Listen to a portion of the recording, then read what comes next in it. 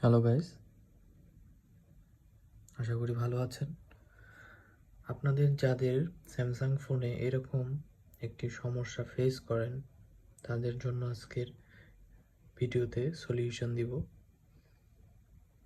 অনেকের ফোন চালু হওয়ার পরে আর কিছুই আসে না, শুধু এরকম একটি ইন্টারফেস চলে আসে, আর কোনো কাজ করে না। তো আপনাদের জন্যই আজকের এই ভিডিওটি তৈরি করছি। এই ফোনটি মূলত স্যামসাং J7। তো আপনাদের প্রথমেই যেটা করতে হবে, আপনাদের একটি ল্যাপটপ বা ডেস্কটপ যেটাই হোক সেটা লাগবে। এরপরে আপনাকে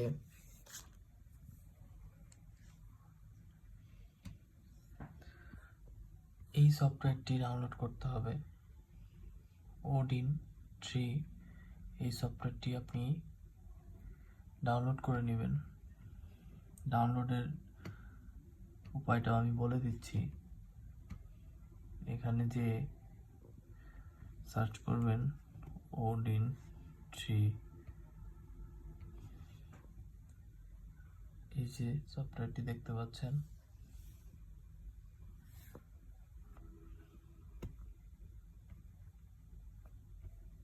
এখানে যাওয়ার পরে এই সাইটে এই ডাউনলোড দিলে অটোমেটিক্যালি ডাউনলোড হয়ে যাবে। তো এই যে দেখতে পাচ্ছেন এরকম একটি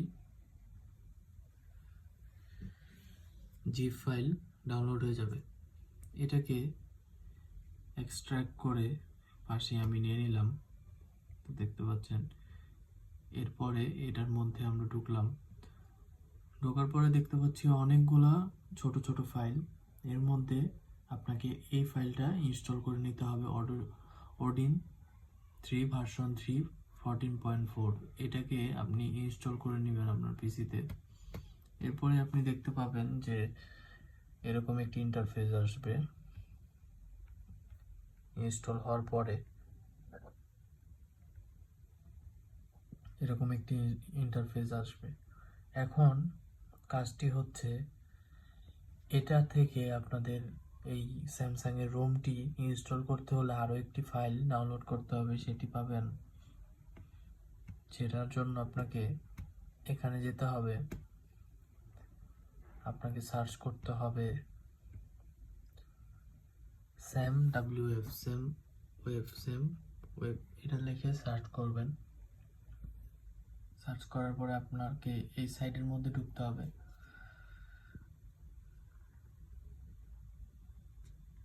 বা আপনি যেহেতু আমার এটি স্যামসাং J7 প্রাইম ফোন, তো এখানে দেখতে পাচ্ছি J7 প্রাইমের একটি নাম SM-G610F। এটার মধ্যে আমরা ঢুকলাম।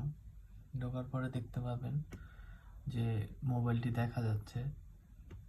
এরপরে কাজ হচ্ছে নিচের দিকে, একদম নিচের দিকে আসার পরে ফিল্টার CSC এরও নিচে এসে বাংলাদেশের মধ্যে ক্লিক করবেন যদি আপনি বাংলাদেশের হন।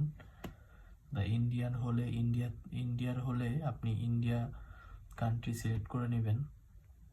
দেখেন এখানে অনেকগুলো কান্ট্রি লিস্ট আছে, আপনি যে কান্ট্রিতে থাকেন সেখান থেকে এটি সিলেক্ট করে নেবেন।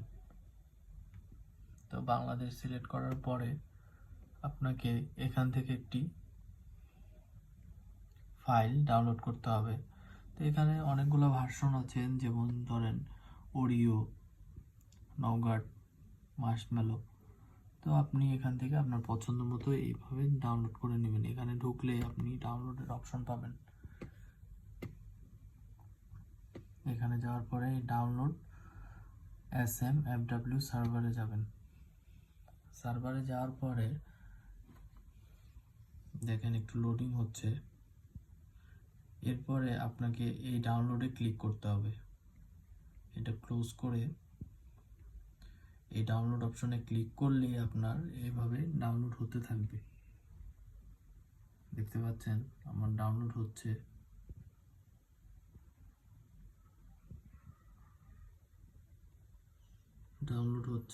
এই ফাইলটি নামার পরে আপনাকে আবার এক্সট্রাক্ট করে নিতে হবে জিপ ফাইল থেকে।